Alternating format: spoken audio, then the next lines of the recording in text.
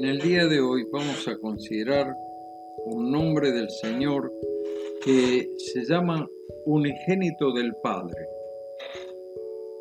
Esta expresión aparece solamente en los escritos del apóstol Juan y está en el Evangelio capítulo 1, versículo 14, donde dice: aquel verbo fue hecho carne y habitó entre nosotros y vimos su gloria como del unigénito Hijo del Padre.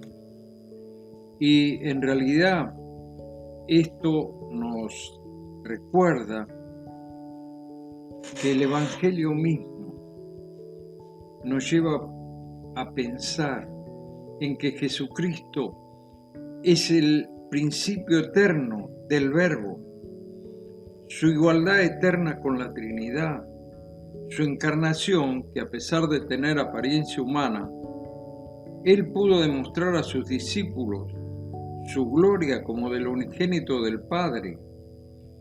Como ya hemos visto en otros comentarios, en Juan mismo, el Señor dice: el que me ha visto al Padre. San Juan 14:9. También dice en el capítulo 1, verso 18, a Dios nadie le vio jamás, afirma. Pero en cambio él dice: el unigénito del Hijo, que está en el seno del Padre, él le ha dado a conocer. En Colosenses capítulo 1, versos 15 al 18, el Espíritu Santo ha ampliado la enseñanza, afirmando que es la imagen invisible del Dios que no lo podemos ver. Él es el primogénito de todo lo creado y es el tema de la carta a los Colosenses, la preeminencia de Cristo sobre todas las cosas. Esta confesión de que Cristo es la suprema autoridad sobre todas las cosas se afirma en que Cristo es el verdadero Señor de todo. Es el fundamento de todo el discipulado cristiano. Nosotros debemos asumir, por lo tanto, que en principio la Iglesia en Colosas fue edificada sobre este fundamento.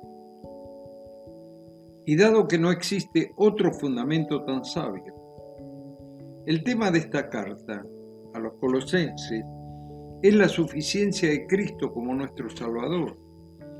Cristo es el fundamento de la creación, pero también es el único fundamento de la Iglesia como Redentor.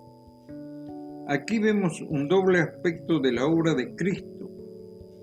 Cristo es la fuente de todo el universo físico, pero en su Iglesia es la fuente y el cimiento de todo un edificio espiritual. En ambos casos, lo físico y lo espiritual, ambos reinos están firmemente unidos en Cristo.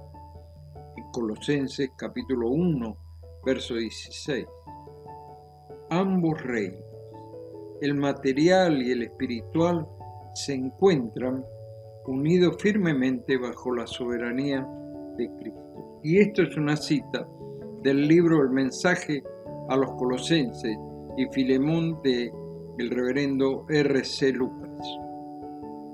De modo que la Escritura es terminante. El único que puede revelarnos al Padre es su único Hijo. Él comparte con Dios su eternidad, su deidad y todos sus atributos. Luego, en el famoso versículo de Juan 3:16, se nos dice: porque de tal manera amó Dios al mundo que dio a su Hijo unigénito. Le vemos como el único camino de salvación. Es aceptar, es creer en Él como el único que nos puede dar vida eterna. Y aquel que le rechaza está sin esperanza. Por último, en 1 Juan capítulo 4, verso 9, vuelve a afirmar esta enseñanza. Dios envió a su Hijo unigénito para que vivamos por Él. Este es el único camino de salvación y de vida. Este título dado al Señor de Hijo idéntico en naturaleza con el Padre y ungido por el Espíritu Santo, en realidad lo coloca en un sitio que nadie puede igualar, que nadie puede alcanzar. Solamente Él ha sido enviado al mundo para obtener nuestra redención. No hay otro capacitado.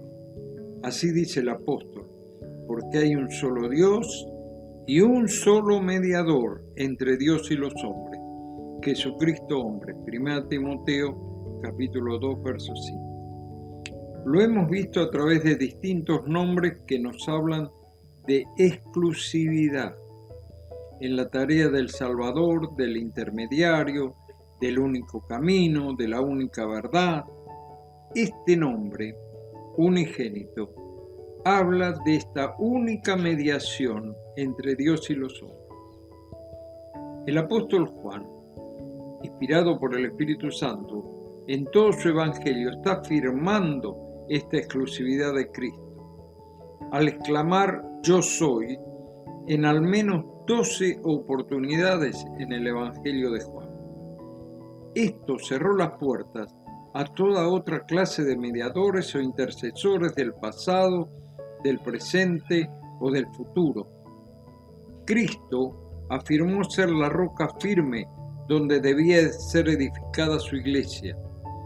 Se identificó con aquella piedra que los edificadores iban a desechar, pero que finalmente sería puesta como una cabeza del ángulo.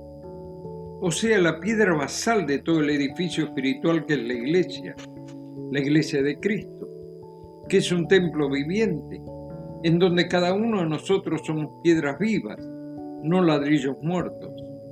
Es un edificio que aún se sigue levantando con los creyentes que actualmente vivimos en este mundo. Realmente tenemos un enorme privilegio. Me pregunto a mí mismo si he sido consciente de ello. En realidad, somos hijos de Dios porque hemos confiado en Él, porque hemos creído en los alcances de la obra, de la muerte, de la resurrección, de la exaltación, del unigénito del Padre.